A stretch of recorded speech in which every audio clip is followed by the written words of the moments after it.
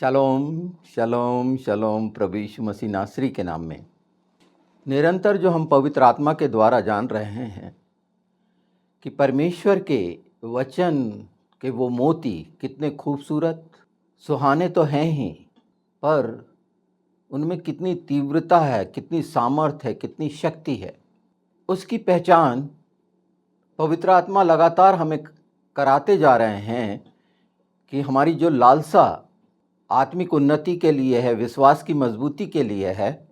तो एक खूबसूरत हिस्सा मैं आपके सामने रख रहा हूं और ये आप सभी के लिए बहुत ही प्रेरणा का कारण बनने जा रहा है, मजबूती देने का कारण भी बनने जा रहा है। तो आज हम बाइबल में पाया जाने वाला बिजली शब्द पहचानेंगे। पवित्र शास्त्र बहुत स्पष्ट है कि जो प्रभु यीशु का द्वितीय आगमन है वो ऐसा होना है जैसे पूरब से पश्चिम की तरफ, पूरब से चमक कर बिजली पश्चिम तक जिस तीव्रता से पहुंचती है, जिस तेजी से पहुंचती है, वैसा प्रभु यीशु का आगमन है। और इस सच्चाई को अगर हम जान रहे हैं और इस तीव्रता को पहचान रहे हैं, तो आज बराक शब्द क्या ये मतलब जो बिजली को दिखाता है, आप आश्चर्यचकित होंगे, आनंदित होंगे कि वचन ही यीशु है। हम सब सहमत हैं। तो वचन की तीव्रता इतनी है जैसे बिजली चमकती है, प्रकाशित होती है, और वचन प्रकाश है। जब हम अपने ओठों से जो प्रभु यीशु ने कहे हैं, ये जानते समझते हुए, इस बात का ज्ञान रखते हुए जो ऊपर का परमेश्वर ने रखा है, कहते हैं, तो इसमें प्रतीति शामिल होती है। ये इतना अद्भुत और अलौकिक है और सत्य है। बराक बिजली को भी कहते हैं और बराक आशीष को भी कहते हैं।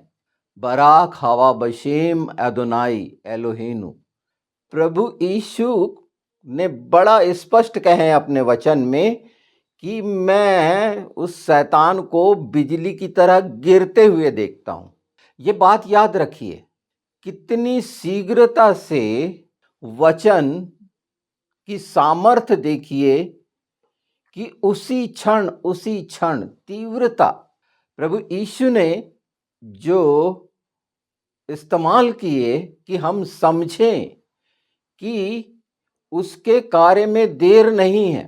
आपको ये जानकर और भी खुशी होगी कि बरा का मतलब होता है बेटा, बेत और रैश, और ये शब्द पहला शब्द जो बना उसके ये पहले लेटर बराक, उत्पत्ति शुरुआत बराशित से हुई।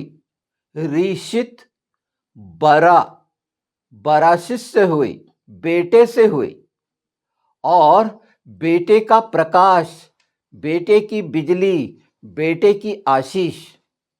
ये कितना अनोखा है ना। हमने पिछला ही वीडियो देखने पर ध्यान दिया है और जब ये सब कड़ियाँ जुड़ती जाती हैं, मैं समझ सकता हूँ कि मुझे किस लिए रखा गया है, कि इन सच्चाइयों को जो छिपे हुए हैं, हमने यीशु को अपना मुक्तिदाता, उद्धारकर्ता, अपना मसीहा, अपना स्वामी ग्रहण किया है, जीवन देने वाला हमारा उद्धारकर्ता। हमने उसे स्वीकार किया है। उसका वचन जो दोधारी तलवार है, उसके अर्थ आप समझते जाएंगे और जितना नज़दीक पहुंचते जाएंगे, ये लालसा इतनी बलवती होती जाएगी और ये प्रेम को दिखाएगी कि आप प्रभु यीशु से, पवित्र आत्मा से, परमेश्वर से कितना प्रेम करते हैं, अर्थात उसके वचन से कितना प्रेम करते हैं, उसके शब्दों से कितना प्रेम करते हैं, उसके अक्षरों से कितना प्रेम करते हैं। क्योंकि यही तो उत्पन्न हुआ। सृष्टि उत्पन्न होने के पहले बोला गया, शब्द उत्पन्न हुआ, वचन उत्पन्न हुआ। दोनों के लिए इस्तेमाल होने वाला लेटर एक ही है, बैत, रैश और कूफ। बैत घर को दिखाता है, रैश लीडर को दिखाता है, हेड को दिखाता है, और कूफ हथेली को दिखाता है। इस संबंध में बहुत कुछ पहले मैंने बोल चुका है और इसीलिए कुछ बातों को दोहराता हूँ कि वो नई हो जाएं और जिसके सार्थक अर्थ जो ठहराए गए हैं पवित्र शास्त्र में वो आपके लिए प्रेरणा का कारण भी बने, और जब प्रेरणा का कारण बनेंगे तो दुष्टता के लिए नाश का कारण बनेंगे। उस अंधेरे को समाप्त करने के लिए जो बिजली का प्रकाश है, आशीष का प्रकाश है, वचन का प्रकाश है, उसकी तेजी, उसकी तीव्रता, उसकी सामर्थ अद्भुत है। समाप्त करने के लिए अंधेरे की तमाम घिनौनी युक्तियों को वचन की प्रामाणिकता हम देखेंगे। प्रकाशित वाक्य 4:5, उस सिंहासन में से बिजलियां और गर्जन निकलते हैं और सिंहासन के सामने आग के 7 दीपक जल रहे हैं और वे परमेश्वर की 7 आत्माएं हैं। हमारा प्रभु जो सिंहासन पर विराजमान है, अनुग्रह के सिंहासन पर विराजमान है, जो आदि से है, जो वचन है, जो परमेश्वर के साथ था, वहाँ से बिजलियां निकलती हैं। बिजलियों के साथ प्रकाश स्वाभाविक है, उस शक्ति के साथ प्रकाश होना ही है। प्रकाश की तेजी, आपने देखा होगा पानी से पत्थर कट जाना, लोहा कट जाना क्यों होता है? किसी भी ठोस धातु को पानी की तीव्रता कैसे काट देती है? वो गर्जन बिजली की। अभी हमने सिर्फ बिजली को जाना, उसके प्रकाश को भी हम समझें कुछ हद तक।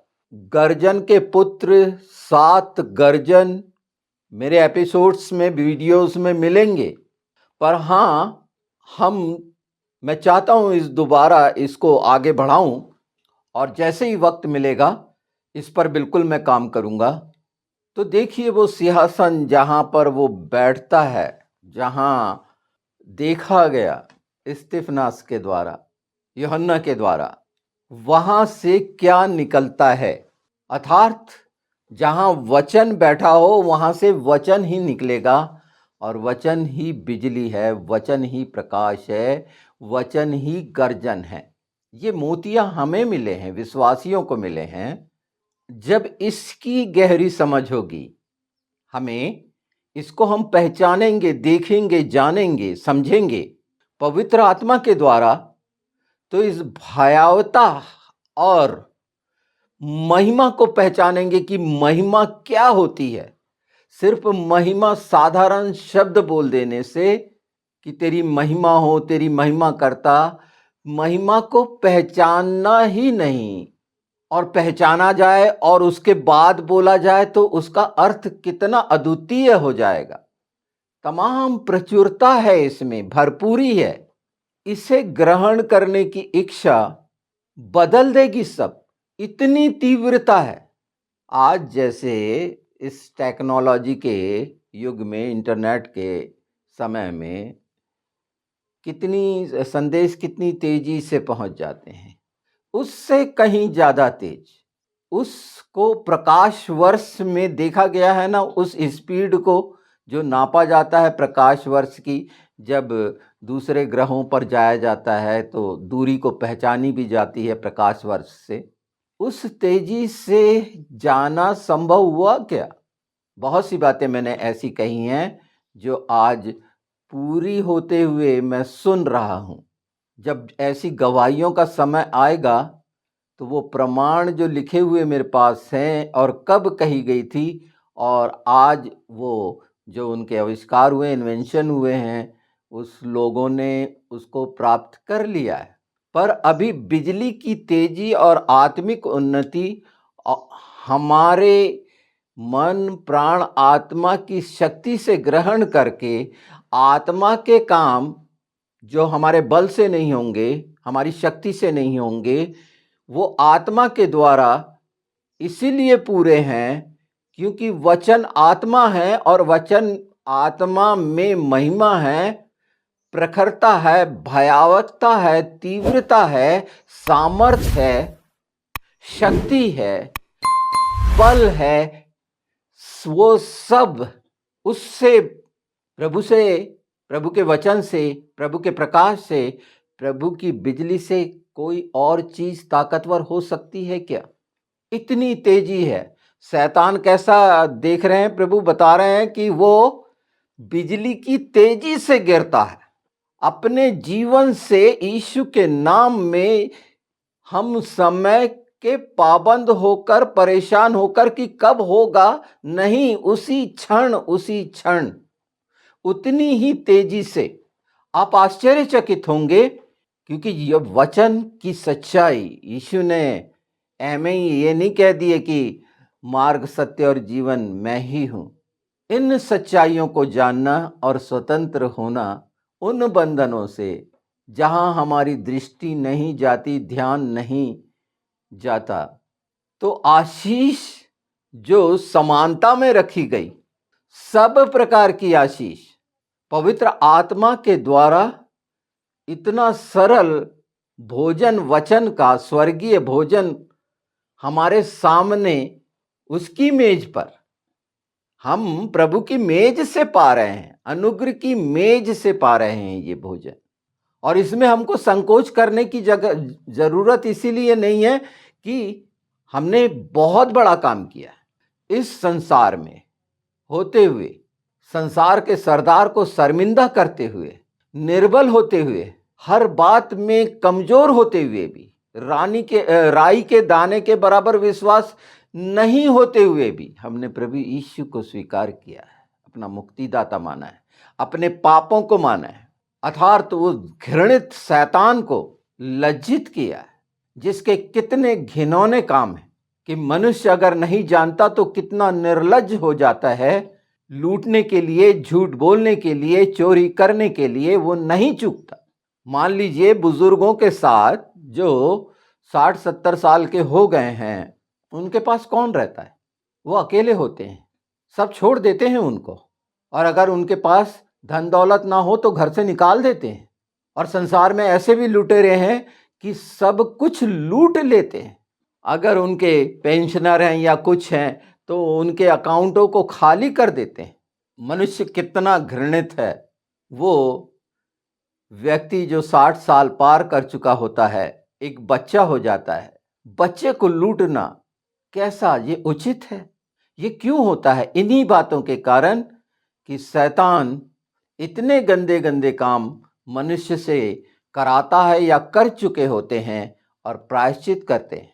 और वो इसीलिए होता है कि हम उसी उधेड़ बुन में लगे रहें और हमेशा पाप करते रहें कि अनुग्रह हमेशा होता रहे। यही सब बाइबल कहती है, वचन कहता है। और ये सच है। किसी लुटते को बचाने की कोशिश की, क्या हाल होता होगा? बच्चों के पास तो माता पिता होते हैं, एक बुजुर्ग जो उम्र दराज हो जाते हैं, उनके पास कोई नहीं होते। कौन चिंता करता है उनकी? कोई नहीं। क्यों ऐसा होता है? ये मैंने क्यों बीच में इस बात को रखा है? ये व्यर्थ की नहीं है। मैं इसीलिए ये बात कह रहा हूँ कि ऐसा मत करें कि जिस व्यक्ति से काम निकल जाए उसको धुतकार दें, अलग कर दें, उसका उपहास उड़ाएं या अलग कर दें या उसकी कीमत ना जानें। हमारे सामने जो भी मौके आते हैं, वचन हमें सिखाता है कि हम किस रीति से हमें अपना आचरण, व्यवहार और चरित्र लोगों के सामने रखना चाहिए। हमें तो ये खूबसूरत मौका मिला है कि हम अन्य जातियों के देश में पैदा हुए हैं, मूर्ति पूजक देश में पैदा हुए हैं, कि हम प्रभु यीशु की वो सुंदरता जो बिजली से, प्रकाश से, गर्जन से, हर उस बात से परिपूर्ण है, जीवित है और सच्चा है, उसको फैला सकें। और ये अधिकार दिया है कि तुम जगत की ज्योति हो। वो बिजली की सामर्थ्य पवित्र आत्मा के द्वारा वचन अगर हमारे जीवन से प्रकट होगा, हमारे ओंठों से प्रकट होगा, हमारे कार्यों से प्रकट होगा, तो वही तेजी और प्रकाश और सामर्थ और गर्जन आप देखेंगे। तो शैतान क्यों नहीं डरेगा? कौन सी चीज़ है फिर जो प्रभु के जनों को डरा सकती हो, उसके बेटे बेटियों को डरा सकती है? बल्कि लूटने वाले भी डरेंगे, चोरी करने वाले भी डरेंगे, धोखा देने वाले भी डरेंगे, जितने षड्यंत्रकारी हैं वो सब डरेंगे। ये है परमेश्वर का भय। हम जब लूका 10 देखते हैं और लूका 10:18 में जब ये पाते हैं तो किस तरह गिरना, पतन हो जाना, पतन हो चुका है, उसका गिरा दिया गया है। वहां पर वो नहीं है जहां हम हैं। पिता पुत्र पवित्र आत्मा के साथ हमारी आत्मा है, उसका पतन हो चुका है। गिराया जाना मतलब पतन हो जाना। और उसके आगे देखिए, वचन हमें दिखा रहा है कि कैसा पतन हो चुका है और अधिकार दे रहा है वचन। प्रभु यीशु कह रहे हैं 19 देखिए ना, बार बार हम बोलते हैं, देखो मैं तुम्हें सांपों और बिच्छुओं को रौंदने का और शत्रु की सारी सामर्थ पर अधिकार दिया है और किसी वस्तु से तुम्हें कुछ हानि ना होगी। तो भी इससे आनंदित मत हो कि आत्मा तुम्हारे वश में है, परंतु इससे आनंदित हो कि तुम्हारे नाम स्वर्ग पर लिखे हैं। यही तो बताया जा रहा है कि हम कहाँ हैं, हमारे नाम कहाँ पर हैं, हम कहाँ के हैं। ये अधिकार दिया गया। 10:19 को हम क्लेम करते हैं ना, ये तमाम वो पतन हो चुका है। इसकी समझ वचन के द्वारा, उसकी बिजली के द्वारा, उसके गर्जन के द्वारा, उसके प्रकाश के द्वारा, और अगर पूरी रीति से कहूं तो उसकी पवित्रता के द्वारा। यह है उसकी पवित्रता जिसमें समाहित है ये सब चीजें। और इसीलिए कहा गया है कि मैं पवित्र हूं, तुम भी पवित्र बनो। तो पवित्र बनना मतलब वचन बन जाना। हमारा तमाम अस्तित्व संसार से हटकर जब वचन को हमने हृदय के सिंहासन पर हर अपनी समझ में, मन प्राण आत्मा बुद्धि की शक्ति में रखा है, तो वचन है और वचन ही प्रेम है। और जब प्रेम रखा होगा, यहां समझ आता है कि प्रेम क्या है, और प्रेम रखा होगा तो प्रेम करेंगे ना। बाइबल में बिजली का उदाहरण 50 जगह मिल जाएगा, पर उसका सार्थक अर्थ आत्मा में, आत्मिक उन्नति के लिए स्वर्गीय स्थानों में ये स्पष्ट करता है। इस पर भी कोई संदेह करे तो संदेह डालने वाला, बहकाने वाला वो है जो इस तरह से सांसारिक शिक्षाओं को ग्रहण करता है। जो सांसारिक शिक्षाओं को ग्रहण करता है वो निश्चित बहकेगा, उसे शंका होगी, उसे विश्वास नहीं होगा। तो इस बात को और अच्छे से हम कि विश्वास मजबूत हो, सुने। अय्यूब 37:2 से सुनिए। उसके बोलने का शब्द तो सुनो, और उस शब्द को जो उसके मुंह से निकलता है सुनो। वह उसको सारे आकाश के तले और अपनी बिजली को पृथ्वी की छोर तक भेजता है। उसके पीछे गरजने का शब्द होता है और वह अपने प्रतापी शब्द से गरजता है, और जब उसका शब्द सुनाई देता है तब बिजली लगातार चमकने लगती है। परमेश्वर गरज कर अपना शब्द अद्भुत रीति से सुनाता है और बड़े बड़े काम करता है जिनको हम नहीं समझते। ये उपमाएं लगातार जो दी गई हैं, जब इस अर्थ को हम जानेंगे, बराक को जो हम पहचान रहे हैं निश्चित, और कई गुना आपकी आत्मिक उन्नति के लिए होगा, आपकी आत्मा के लिए।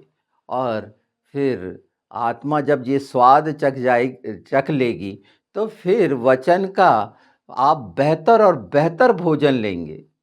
इसे पढ़िएगा पूरा, मैं सिर्फ कुछ पढ़ दिया हूं, मैं अगर आगे पढ़ूं 11 देखो। फिर वह घटाओं को भाप से लादता और अपनी बिजली से भरे हुए उजाले का बादल दूर तक फैलाता है। हालेलुया। एक व्यक्ति ने मुझसे पूछा, प्रश्न किया कि जानवरों में आत्मा होती है क्या? पवित्र आत्मा कब मर गया? मनुष्य का आत्मा जो परमेश्वर के द्वारा फूका गया, उस समय वो पवित्र था। पवित्र आत्मा के सामर्थ्य के काम अलग हैं, पवित्र अलग है। यीशु में पुनः स्थापित हुए उसके लहू के द्वारा, और हर चीज में फर्क है। सबका शरीर अलग है, पार्थिव शरीर अलग है, आत्मिक शरीर अलग है। और जिसे नफेश का नहीं मालूम, सोल का नहीं मालूम, स्पिरिट का नहीं मालूम, तो जब तक ऐसे लोग ये बात ना जानेंगे। प्रश्न करना बहुत अच्छी बात है, पर उस बात का प्रश्न अच्छा लगता है जो वाकई में इसके लिए प्रयासरत हो। जो मनुष्य को मिला है परमेश्वर के द्वारा, जानवरों को नहीं मिला। अपने आप में ये साबित करता है। जानवर परमेश्वर की सांस से जीवित नहीं हुए, साबित करता है। तो सांस, विंड, स्पिरिट अपने आप में जवाब है। पर खैर छोड़िए इसको कि इस तरह के प्रश्न क्यों आ रहे हैं। ये मैं जानता हूँ कि शिक्षा नहीं दी गई। आत्मा के चलने की शिक्षा, आत्मा में चलने की शिक्षा नहीं दी गई। तो चाहिए उन सब को जो अपने आप को शिक्षक कहते हैं, इन बातों का ध्यान रखिए कि ये व्यर्थ प्रश्न नहीं है। ये चावल का एक दाना है जो बता रहा है कि संसार में कैसी शिक्षाएं हैं, उसकी भूख प्यास क्या है उस बच्चे की मैं नहीं जानता, पर सच्चाई वो जानना चाह रहा है। और सच्चाई दो बातों में नहीं बताई जा सकती, और पूरी सच्चाई यीशु के नाम में पवित्र आत्मा के द्वारा ही पहचानी जा सकती है, जैसे आज हम इस बात को पहचान रहे हैं। यह अद्भुत वचन है। अय्यूब 37 मत भूलिएगा। तो जिससे हमने शुरू करे थे, मत्ती 24:27, क्योंकि जैसे बिजली पूरब से निकलकर पश्चिम तक दिखाई देती है, वैसे ही मनुष्य के पुत्र का आना होगा। आमीन। सेकंड कमिंग में वो आंखें हमने देखे हैं कि वो रोने पीटने वाली हमारे जीवन में अभी ही, क्योंकि बदल गए जब हमने स्वीकार करे। कोई नहीं, इस सच्चाई को जानो, अपने जीवन में ग्रहण करो। वो चाहता है, वो पाप पूरी चीज़ों से, अंधकार से, हर घिनौनी चीज़ से छुटकारा देने के लिए तैयार है, द्वार पर खटखटा रहा है। ये वो वचन पूरी सच्चाई के सामने आपके द्वार पर खड़ा है, खटखटा रहा है। खोलो, उसको समय नहीं लगेगा। हमें समय लगता है कि नहीं, अभी तो पूरे उपवास नहीं हुए हैं। ये ताकना बंद करें। अविश्वास के स्तर पर रहना कहाँ तक उचित है, धीरे धीरे हम जानते जाएंगे। पर धन्यवाद करें पवित्र आत्मा का, परमेश्वर के वचन का, कि उसने अपनी बातें किस रीति से रखी हैं। और आप जो बोलेंगे वचन में, वो तीव्रता, वो प्रकाश, वो सामर्थ, वो सच्चाई है जो कार्य करता है, वो उसी क्षण होगा। जितनी चंगाइयाँ परमेश्वर यीशु ने की, वो उसी क्षण हुई। क्यों? ये सब बातों के जवाब बाइबल में हैं और वचन में हम जान रहे हैं इसकी सच्चाई को। तो महिमा की देह यीशु की कैसी रही होगी जब उसके सिंहासन से बिजली निकलती है, तो उसके जीवन से वो कैसी बिजलियां हैं और गर्जन। इसीलिए तो इजरायली डर गए थे कि बात मत कर, मूसा ही हमको बताएगा, तू बात मत कर। आज हमें एक बिजली कौंधती है, चमकती है तो चमक जाते हैं। उसके चमक से हम चमक जाते हैं, डर जाते हैं। तो वो वध किया हुआ मेमना जब आएगा तो किनके ऐसे हाल होंगे जिनका नाश होना है। हम तो उसके साथ स्वर्गीय स्थानों में हैं, क्योंकि हमने अपने पापों को मान लिया है। संसार की इच्छा रखने वाले स्वर्ग में नहीं हो सकते। वचन की ये सच्चाई अगर हम ग्रहण कर लेते हैं तो संसार के बहुत सारे अंधकारों से, मैं कहता हूँ सारे अंधकारों से छुटकारा पाकर संतुष्टि का और आनंद और शांति का जीवन, ये आनंद का सुसमाचार है जो अपने आप में पवित्र आत्मा की सामर्थ्य से परिपूर्ण है। उसकी पवित्र आत्मा की सामर्थ्य और क्या है, जो पिता की आत्मा है, यीशु की आत्मा है। अभी हमने देखे थे कि अंतिम समय में आप सुनेंगे अनुग्रह करने वाली आत्मा और प्रार्थना कराने वाली आत्मा। ये अद्भुत है, ये पवित्र आत्मा के द्वारा है। आप स्वयं भी इसे ग्रहण करिए। और हम सबका कर्तव्य है कि वचन की तेजी और सच्चाई निश्चित फैलनी है। मैं जानता हूँ वो मनों को उभारेगा इन सच्चाइयों को, कि हम और ज़्यादा पवित्र आत्मा की संगति में उसकी महिमा, उसकी सच्चाई इस रीति से प्रकट करें कि कैसा वो महिमा से भरा हुआ है, क्या है महिमा के कारण। तो स्तुति का मतलब होगा। और स्तुति में जब पहली बार मंदिर में सुलेमान की हुई थी तो स्वर्गदूतों ने पीछे ढकेल दिया था मनुष्य को। आज यीशु के साथ हम सब आगे हो सकते हैं, पीछे नहीं ढकेल सकते स्वर्गदूत हमें, पर वो महिमा जो हम जानते हैं कि वो महिमा कैसी परिपूर्ण है, उसमें क्या क्या है, तो वो पतन जिसका हो चुका है शैतान का, तो क्या करना चाहिए? क्या आता है जवाब कि किस रीति से हमारी स्तुति होना चाहिए? इन सच्चाइयों से भरी हुई तो प्रकाशित होगी, गर्जन होगी, और आसपास की तमाम दुष्टता जो फैली हुई है वो नाश होगी। परमेश्वर का राज्य तो हमारे बीच में है, तो क्या है? इमानुएल क्या है? यही तो है। तो एक बच्चे जैसे ग्रहण कर लें, इतनी खूबसूरत भेंट परमेश्वर ने रखी है, उपहार रखा है, जो समझिए रखा है। तो हमारा नैतिक दायित्व और कर्तव्य क्या क्या है? तो इच्छाएं भी फिर और बलवती होंगी कि उसका स्वभाव जो है हमारा स्वभाव हो। ये है पवित्रता का प्रमाण, जो सामर्थ्य से भरा है। सुनने वालों को समझ में आता है, देखने वालों को समझ में आता है, वो गवाही देते हैं, अद्भुत है। और हम सब परमेश्वर की अद्भुत कृति हैं, इसलिए तो जानते समझते हैं। हो सकता है मैं अपने आप को नहीं जानता, पर आप मुझे जानते हैं। कितनी खूबसूरत बात है। प्रभु की महिमा हो, यीशु की महिमा हो।